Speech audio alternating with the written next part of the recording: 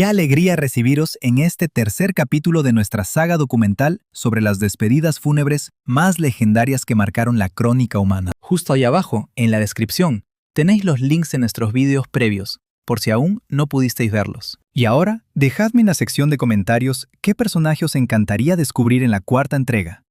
Arrancamos. Las exequias del mítico santo, cuyo auténtico nombre de pila era Rodolfo Guzmán Huerta, supusieron una de las ceremonias más representativas del territorio mexicano. Falleció el 5 de febrero de 1984, a sus 66 años, por un infarto fulminante, momentos después de una brillante actuación en el mítico Teatro Blanquita. El luchador recibió sepultura en el camposanto Mausoleos del Ángel, recinto situado en plena capital mexicana, logrando cumplir su gran voluntad de descansar eternamente portando su inconfundible y mítica careta color plata. Sus multitudinarios honores fueron de los más masivos en toda la historia nacional, al congregar a unas 10,000 almas, entre las cuales figuraban estrellas indiscutibles del cuadrilátero, tales como Blue Demon y Mil Máscaras.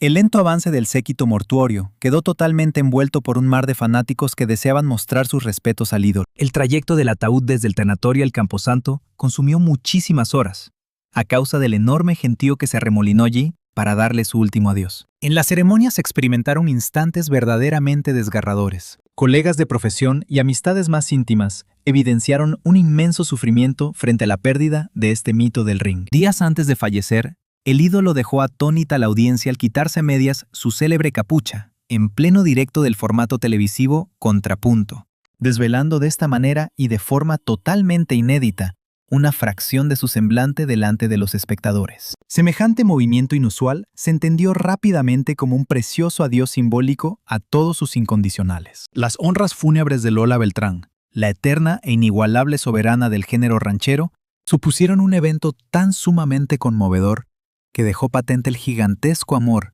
y la profunda devoción que todo su pueblo natal sentía por él. Falleció el 24 de marzo de 1996 en la capital, víctima de una embolia pulmonar. Su cadáver fue velado dentro del tanatorio situado en plena avenida Félix Cuevas, un recinto donde, a partir de las 9 de la noche, empezaron a congregarse incontables devotos con el fin de rendirle honores.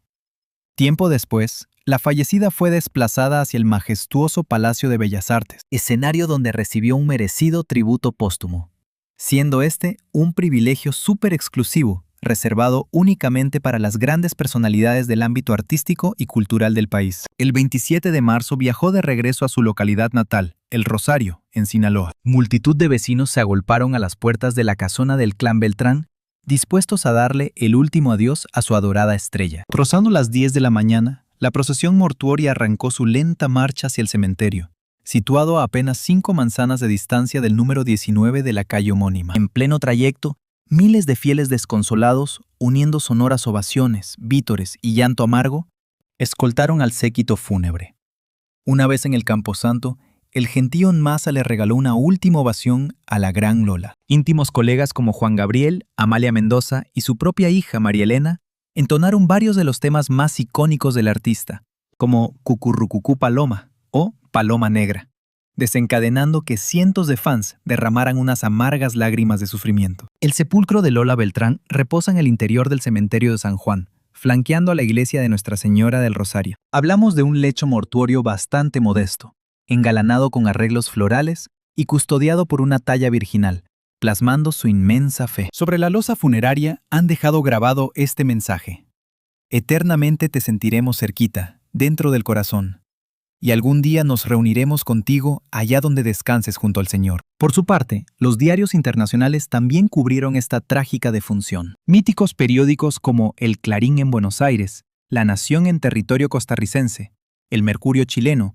y el mismísimo The New York Times reservaron bastantes columnas para dar a conocer la trágica defunción de Lola Beltrán y relatar el impresionante homenaje que sus compatriotas le regalaron. En suelo guatemalteco, el diario Prensa Libre rememoró los orígenes de la estrella. Por su parte, el periódico costarricense La Nación encabezó toda su crónica utilizando este bellísimo titular: El último vuelo de la paloma, guiño directo a uno de sus éxitos musicales más rotundos. A pesar de haber fallecido, la colosal herencia de Lola Beltrán sigue intacto. Anualmente, al cumplirse su nacimiento y aniversario de defunción, y organizan emotivos tributos en El Rosario, en Sinaloa, las exequias de José Alfredo Jiménez, llevadas a cabo tras su muerte el 23 de noviembre de 1973. Conformaron un acto súper emotivo que dejó clara la inmensidad de su herencia para el género ranchero. Falleciendo a los 47 años, su pérdida provocó un vacío que jamás cicatrizará en todos sus compatriotas. Unas pocas jornadas antes de su fallecimiento, el cantante se dejó ver en televisión entonando el éxito Gracias, estupendamente escoltado por mariachis, agarrando su sombrero y vistiendo un clásico zarape por los hombros, luciendo bastante demacrado debido a la severa cirrosis hepática que padecía, diciendo así adiós al respetable utilizando reflexiones que resumaban infinita gratitud y plena sumisión ante aquel fatídico final. Dicho velatorio se estableció en la capital mexicana, entorno donde varias estrellas sumamente consagradas, como el laureado cineasta Emilio Fernández, expusieron públicamente su inmensa desazón tras perder al músico de raíces patrias más hondas. Su progenitora, doña Carmen, sacó a relucir divertidos recuerdos infantiles de José Alfredo, ensalzando su enorme devoción musical desde chaval. El 9 de agosto de 1988, México despidió a uno de sus intérpretes más idolatrados, Ramón Valdés, quien pasó a la historia encarnando a Don Ramón dentro del Chavo del Ocho. Murió con 63 años de edad por culpa de un fatal tumor estomacal. Su trágico adiós provocó un inmenso agujero emocional en incontables fans repartidos por toda América Latina. El discreto tanatorio se organizó en plena capital mexicana, resultando ser un acto sumamente privado que estaba pensado en exclusiva para sus parientes y amistades más estrechas. Entre todos sobresalió la figura de Angelines Fernández, intérprete hispana que encarnó a Doña Clotilde, famosísima por ser la bruja del 71. Resultó ser el único rostro del reparto estelar del Chavo del Ocho que acudió al velatorio. Según contaron sus allegados, Angelines aguantó estoicamente junto al ataúd muchísimas horas. Las ausencias de los demás compañeros del reparto estuvieron motivadas en cierto modo porque el responso resultó muy efímero y se planificó de manera sumamente precipitada. Sus inseparables colegas Carlos Villagrán y María Antonieta de las Nieves se hallaban de bolos por tierras de Bolivia y Perú, respectivamente, una faena que imposibilitó su asistencia. Aunque Edgar Vivar y Rubén Aguirre faltaron al propio tanatorio, sin lugar a dudas terminaron arropando a toda la parentela durante la inhumación. Dicho último adiós tuvo lugar dentro del cementerio conocido como Mausoleos del Ángel, emplazado en la misma capital de México. Angelines Fernández, completamente destrozada, se tiró más de 2 horas acompañando la sepultura de su adorado Don Ramón. La estrecha conexión con Valdés resultaba tan irrompible que, poco antes de expirar en 1994,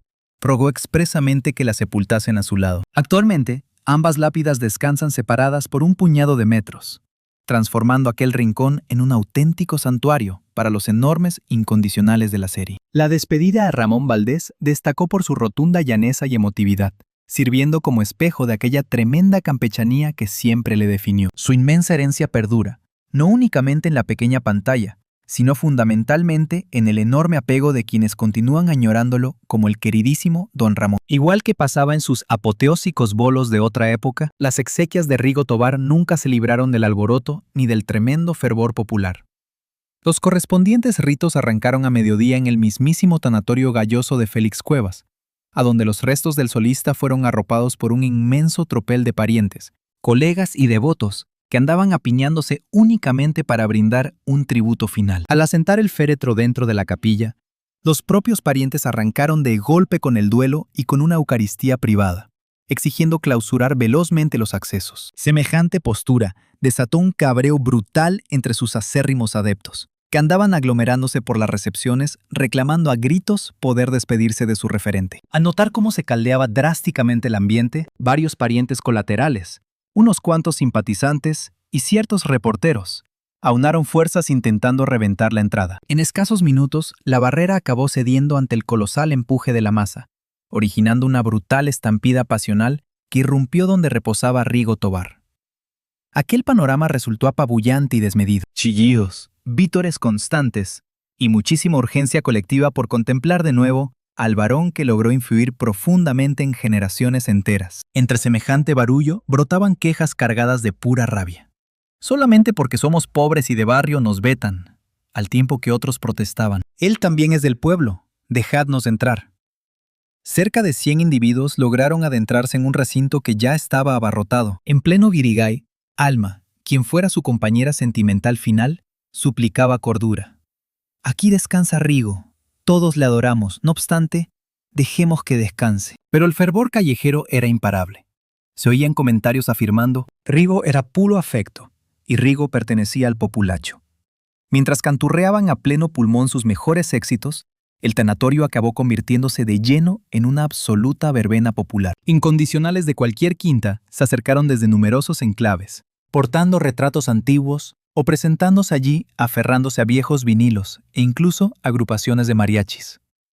Además, aquellos ritos acabaron salpicados por evidentes roces entre sus parientes. Luego, el artista terminó incinerado en pleno Panteón Español, enviando aquellas cenizas a recibir sendos homenajes póstumos en su querido Matamoros. Entre las grandes mujeres que dejaron huella en él, como María Isabel Martínez, Leonor y Nelly Scott, asomaron notables choques cruzando diversas declaraciones acerca del jugoso patrimonio, los royalties musicales y su ocaso final. Finalmente, los restos incinerados de Rigo Tobar terminaron arrojándose en la famosa playa Bagdad de su añorado Matamoros, en Tamaulipas, acatando su testamento moral. A partir de ahí, dicho arenal se alzó como enorme santuario para sus muchísimos devotos.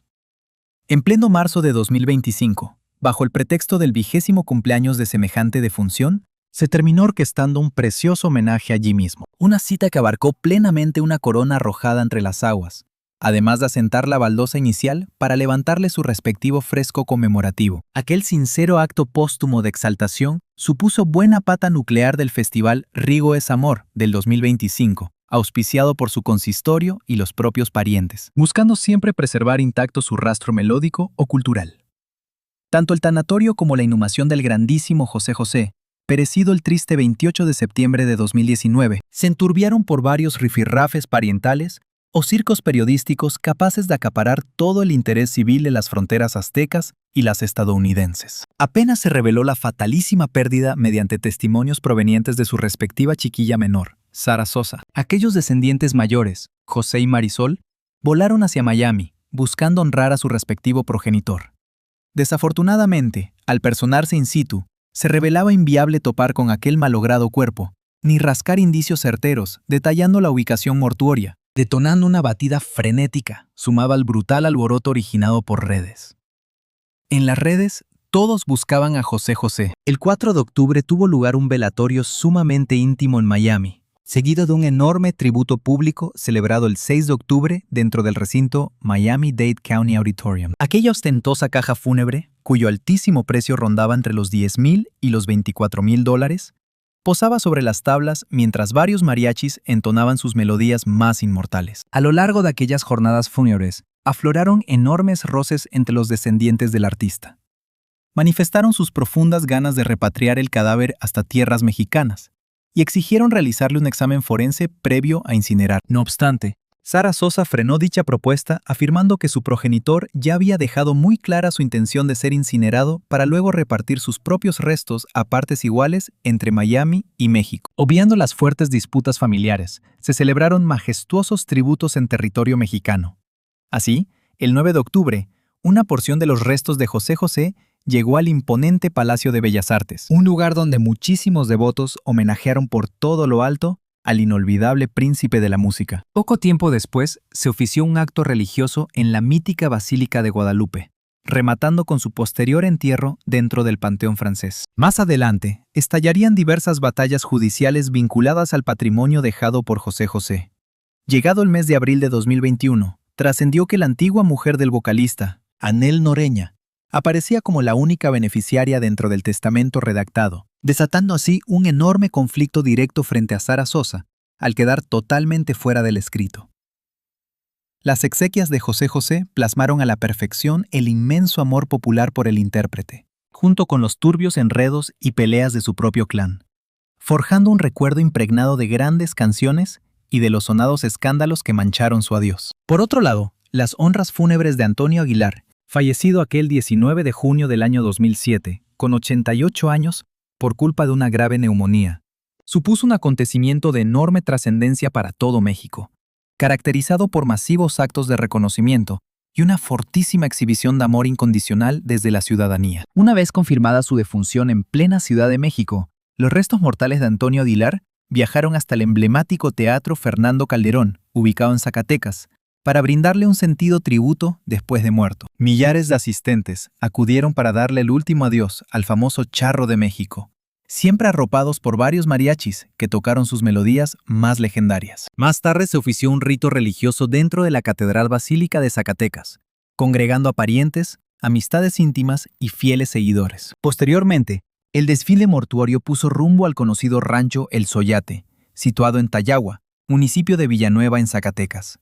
Una inmensa finca perteneciente al clan de los Aguilar, lugar donde finalmente enterraron a Antonio. Durante todo el trayecto, muchísimos coches y transeúntes quisieron sumarse a la comitiva, portando gigantescas pancartas o simplemente haciendo sonar sus discos a todo volumen, evidenciando así un inmenso respeto y devoción. Las exequias de este legendario artista destacaron por su enorme sobriedad y la máxima reverencia, sin registrarse ni un solo altercado o polémica mediática. Dichos actos evidenciaron el inmenso amor y la gran valoración de la sociedad mexicana hacia una de las principales figuras tanto de las rancheras como de la gran pantalla nacional. Por otra parte, el último adiós a Selena Quintanilla supuso una de las despedidas más desgarradoras y masivas que jamás haya visto la industria musical hispana.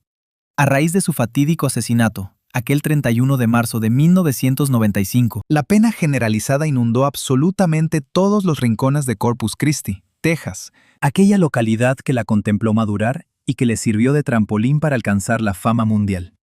Llegado el 1 de abril, un acto de oración congregó a unas 3,000 almas en Bayfront Plaza. Infinidad de cirios, melodías, lloros y rezos se entremezclaron creando un clima de profunda reverencia y una pena desoladora. Quedaba muy claro que Selena significaba muchísimo más que una simple vocalista. Representaba un verdadero emblema de arraigo, dignidad e ilusión para toda la población hispanohablante. En la jornada posterior, siendo ya el 2 de abril, se montó una muestra abierta de la caja fúnebre dentro del auditorio Bayfront, acudiendo a ella entre 30,000 y 40,000 seguidores incondicionales.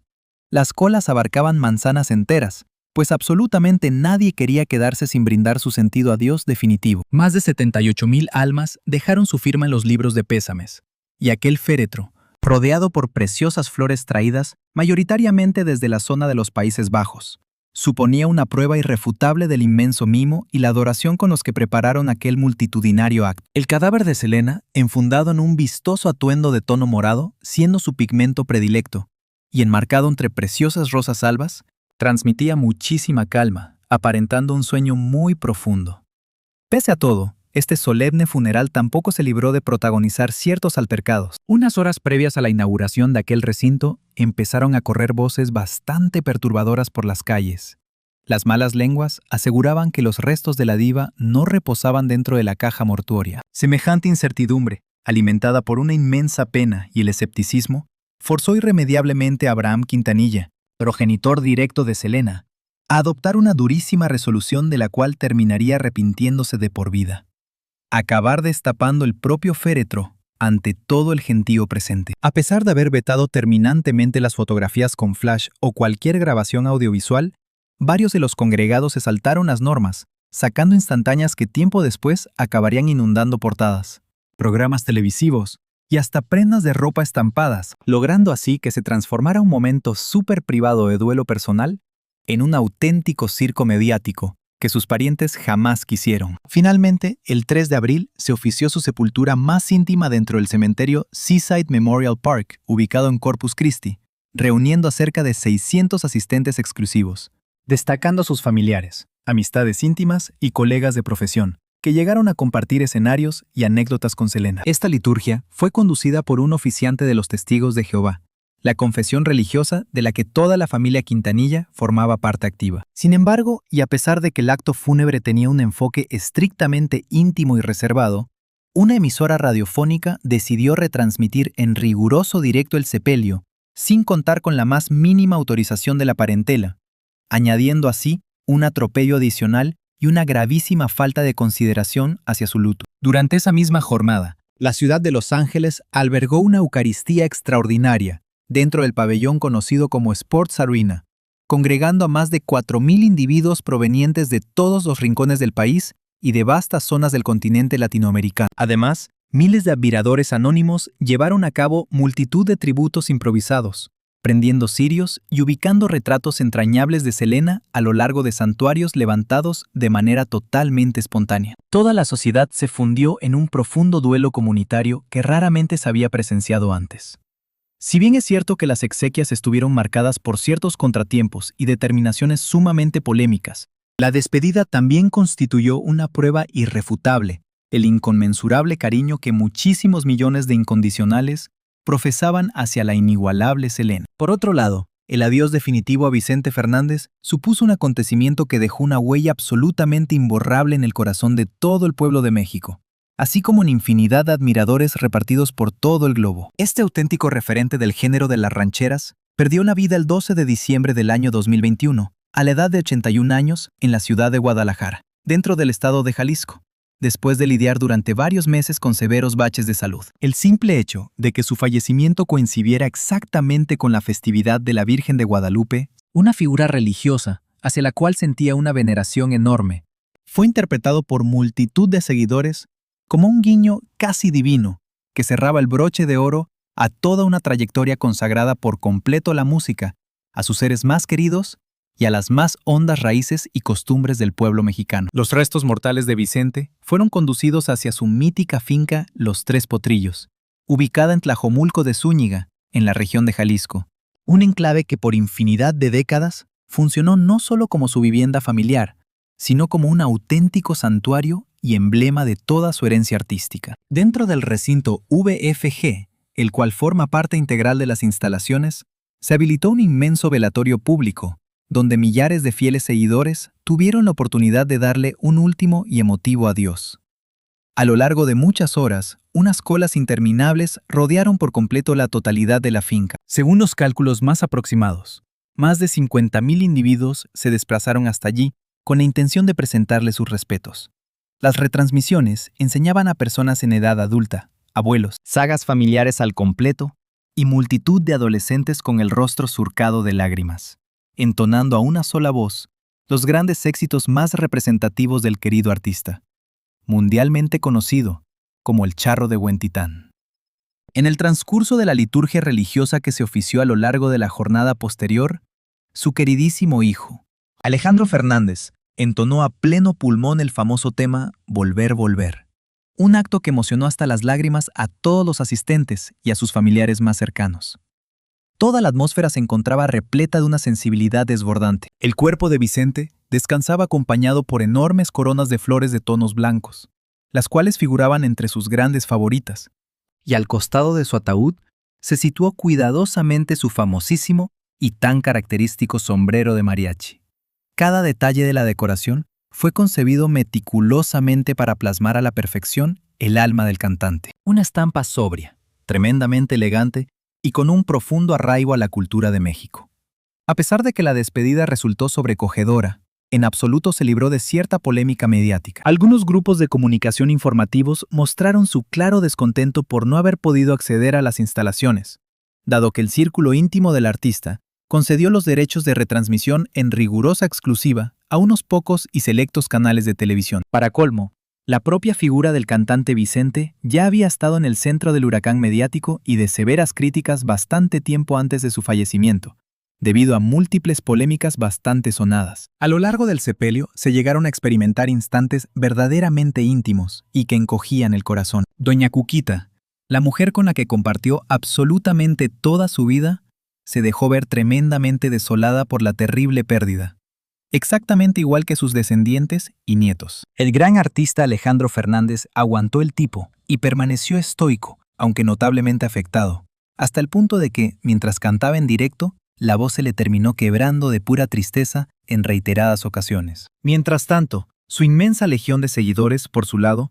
no dejaron de depositar preciosos arreglos florales, pequeños cirios, misivas manuscritas y enseres llenos de significado muy cerca del propio féretro. Las distintas plataformas de Internet se inundaron por completo de innumerables textos repletos de gratitud infinita, infinidad de clips en su memoria y un sinfín de dedicatorias musicales a lo largo y ancho de todo el territorio latinoamericano. El esperado entierro se celebró finalmente bajo un ambiente de estricta intimidad en los preciosos jardines de su inmensa propiedad. Los restos de Vicente Fernández recibieron sepultura en una fosa rodeada de hermosos agaves, flanqueada por una imponente escultura ecuestre forjada en bronce que lo ilustra montando a caballo, tal y como le apasionaba hacer en su día a día. Dicho emplazamiento fue cuidadosamente seleccionado por sus familiares, con el noble objetivo de que sus incontables admiradores pudiesen acercarse a visitarlo en un futuro y presentarle sus más que merecidos respetos.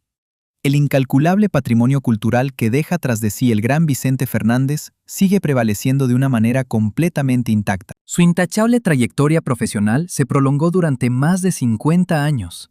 Logró registrar por encima de 80 discos de estudio, encabezó magníficos repartos en largometrajes y terminó erigiéndose indiscutiblemente como uno de los embajadores más importantes y destacados del riquísimo folclore mexicano a nivel internacional. Su multitudinario último adiós, el cual fue retransmitido en estricto directo a través de infinidad de cadenas televisivas, consiguió atrapar la atención de varios millones de espectadores repartidos por México, Estados Unidos y otras muchísimas naciones, demostrando así y dejando absolutamente patente que ni su potente voz ni su arrolladora personalidad han quedado relegadas al olvido, puesto que continúan latiendo con muchísima fuerza en las entrañas de toda la gente. Y pese a las numerosas polémicas y al continuo revuelo que solía envolverle mientras seguía con vida, su amarga defunción sirvió como un tremendo recordatorio de la posición inquebrantable que siempre va a ostentar dentro de la dilatada y rica historia de la industria del entretenimiento y el espectáculo a nivel global.